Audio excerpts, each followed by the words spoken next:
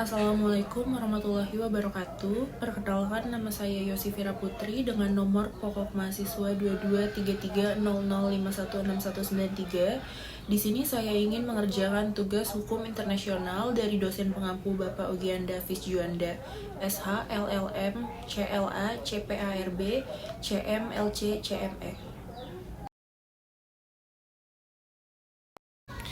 Hubungan kerjasama antar bangsa biasanya diresmikan ke dalam satu atau beberapa perjanjian internasional. Perjanjian internasional merupakan salah satu instrumen paling penting dalam hubungan antar bangsa. Sampai saat ini, para ahli masih mempunyai sudut pandang yang berbeda-beda terhadap makna perjanjian internasional, sehingga makna istilah tersebut masih beraneka ragam. Dari pendapat-pendapat para ahli tersebut, kemudian dapat disimpulkan makna perjanjian internasional. Perjanjian internasional adalah kesepakatan antara dua atau lebih subjek hukum internasional yang menurut hukum internasional menimbulkan hak dan kewajiban bagi para pihak yang membuat kesepakatan. Perjanjian yang dilakukan oleh subjek-subjek hukum internasional tersebut mempunyai tujuan untuk melahirkan akibat-akibat hukum tertentu. Selain itu, tujuan perjanjian internasional diantaranya yaitu untuk menyelesaikan sengketa antar bangsa, memelihara perdamaian, ketertiban, serta kesejahteraan manusia. Menurut pasal 38 ayat 1 Piagam Mahkamah Internasional dinyatakan bahwa perjanjian internasional baik yang bersifat umum maupun khusus mengandung ketentuan-ketentuan hukum yang diakui secara tegas oleh negara-negara yang bersangkutan. Berkenaan dengan pasal tersebut, maka setiap negara yang mengadakan suatu perjanjian harus menjunjung tinggi dan menaati ketentuan-ketentuan yang terdapat di dalamnya. Hal ini disebabkan oleh salah satu asas yang dipakai dalam perjanjian internasional, yaitu asas yang menyatakan bahwa setiap perjanjian yang telah dibuat harus ditaati oleh masing-masing pihak yang bersangkutan. Mengingat pentingnya suatu perjanjian internasional baik bagi suatu negara maupun sebagai salah satu sumber hukum internasional, proses pembuatan perjanjian internasional tidaklah semudah seperti perjanjian lainnya. Untuk itu, terdapat beberapa tahap dan persyaratan yang harus dipenuhi oleh setiap negara yang akan membuat perjanjian internasional. Adapun tahap dan proses yang perlu dan biasa dilakukan antara lain perundingan, penandatanganan, pengesahan, dan pengumuman. Di sini saya akan menjelaskan mengenai beberapa poin, yaitu pengertian perjanjian internasional, klasifikasi perjanjian internasional, tahap-tahap perjanjian internasional, serta berakhirnya perjanjian internasional. Sampai saat ini, para ahli masih mempunyai sudut pandang yang berbeda-beda terhadap makna perjanjian internasional, sehingga makna istilah tersebut masih beraneka ragam. Untuk lebih jelasnya, akan dikemukakan beberapa pendapat dari para ahli hukum internasional mengenai istilah perjanjian internasional. Yang pertama, menurut Mokhtar Kusuma Atmaja, mengemukakan bahwa perjanjian internasional adalah perjanjian antar anggota masyarakat bangsa-bangsa yang mengakibatkan berlakunya hukum tertentu. Yang kedua, menurut Michel Fairley mengemukakan bahwa sebuah perjanjian merupakan perjanjian internasional bila melibatkan dua atau lebih negara atau subjek internasional dan diatur oleh hukum internasional. Yang ketiga, menurut Oppenheimer mengemukakan bahwa perjanjian internasional adalah persetujuan antar negara yang menimbulkan hak dan kewajiban di antara kedua pihak. Yang keempat, definisi perjanjian internasional dari Konvensi Wina 1969 yaitu perjanjian yang diadakan oleh dua negara atau lebih yang bertujuan mengadakan akibat-akibat hukum tertentu. Tugasnya mengatur perjanjian antar negara selaku subjek hukum internasional. Yang kelima, menurut pasal 38 ayat 1 Piagam Mahkamah Internasional, perjanjian internasional baik yang bersifat umum maupun khusus yang mengandung ketentuan-ketentuan hukum yang diakui secara tegas oleh negara-negara yang bersangkutan. Dengan demikian, dapat diambil kesimpulan bahwa perjanjian internasional adalah kesepakatan antara dua atau lebih subjek hukum internasional yang menurut hukum internasional menimbulkan hak dan kewajiban bagi para pihak yang membuat kesepakatan. Kemudian selanjutnya saya akan menjelaskan mengenai klasifikasi perjanjian internasional. Beberapa kriteria untuk mengelompokkan perjanjian internasional antara lain berdasarkan jumlah pesertanya, strukturnya, objeknya, cara berlakunya, instrumen pembentuk perjanjiannya.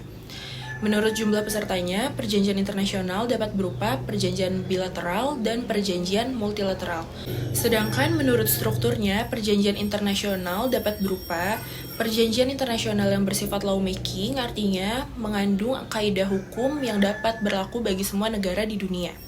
Yang kedua, perjanjian internasional yang bersifat kontrak, yaitu hanya menimbulkan hak dan kewajiban bagi para pihak yang membuat perjanjian saja.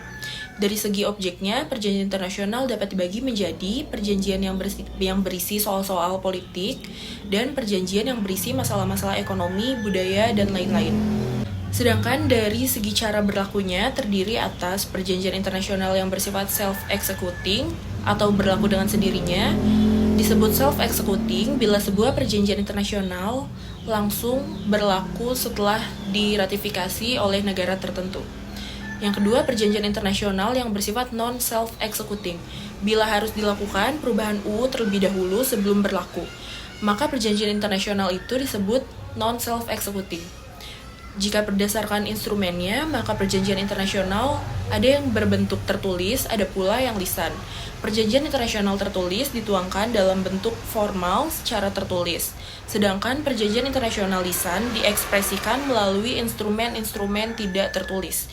Ada berbagai macam perjanjian internasional tidak tertulis, misalnya perjanjian internasional lisan. Perjanjian internasional lisan disebut sebagai gentleman agreement. Biasanya disepakati secara bilateral untuk mengatur hal-hal yang tidak terlalu rumit, bersifat teknis namun merupakan materi umum.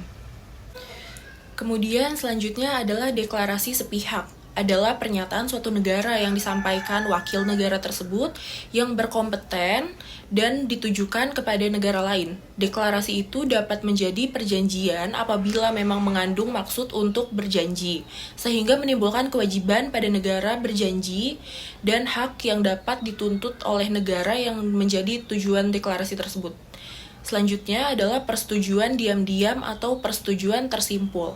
Perjanjian ini dibuat secara tidak tegas, artinya adalah perjanjian internasional tersebut dapat diketahui hanya melalui penyimpulan suatu tingkah laku, baik aktif maupun pasif dari suatu negara atau subjek hukum internasional lainnya. Selanjutnya saya akan menjelaskan mengenai tahap-tahap perjanjian internasional. Mengingat pentingnya suatu perjanjian internasional, baik bagi suatu negara maupun sebagai salah satu sumber hukum internasional, proses pembuatan perjanjian internasional tidaklah semudah seperti perjanjian lainnya. Untuk itu, terdapat beberapa tahap persyaratan yang harus dipenuhi oleh setiap negara yang akan membuat perjanjian internasional. Adapun tahap dan proses yang perlu dan biasa dilakukan adalah sebagai berikut, yaitu perundingan, adalah pembuatan perjanjian internasional biasanya dimulai dengan perundingan di antara negara-negara yang akan membuatnya. Hal ini dilakukan dengan dasar kebutuhan atau kepentingan dan kemampuan negara-negara yang bersangkutan, agar kelak dapat dihindari adanya masalah.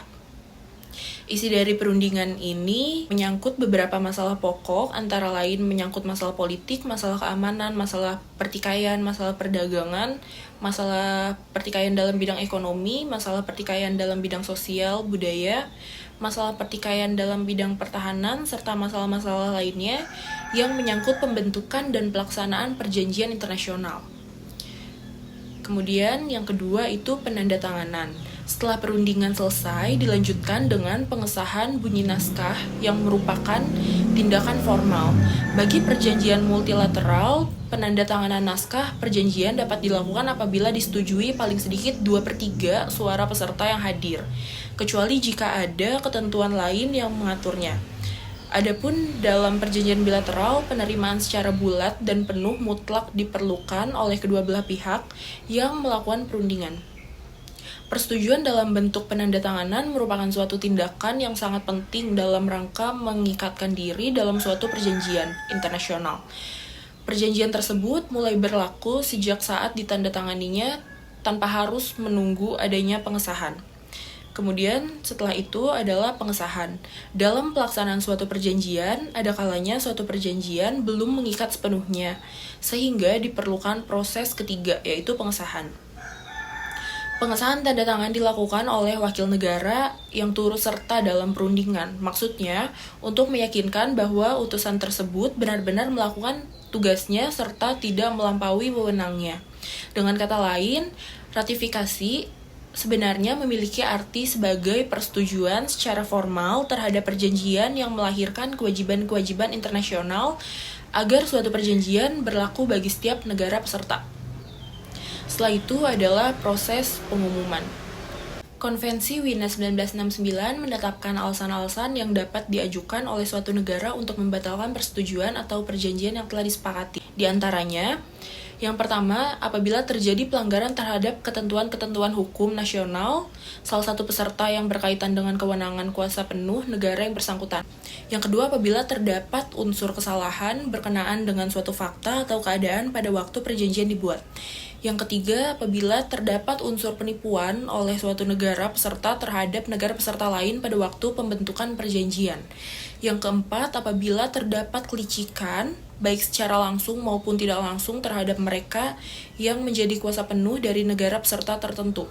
Yang kelima, apabila terdapat unsur paksaan dalam arti penggunaan kekerasan dan ancaman kepada seorang kuasa penuh atau negara peserta tertentu. Yang keenam, terdapat ketentuan yang bertentangan dengan suatu kaidah dasar. Selanjutnya saya akan menjelaskan mengenai berakhirnya perjanjian internasional. Undang-Undang Nomor 24 Tahun 2000 tentang Perjanjian Internasional dalam bab 6 pasal 18 mengenai berakhirnya suatu perjanjian internasional. Perjanjian internasional berakhir apabila yang pertama, terdapat kesepakatan para pihak melalui prosedur yang ditetapkan dalam perjanjian. Yang kedua, tujuan perjanjian tersebut telah tercapai. Yang ketiga, terdapat perubahan dasar yang mempengaruhi pelaksanaan perjanjian. Yang keempat, salah satu pihak tidak melaksanakan atau melanggar ketentuan perjanjian.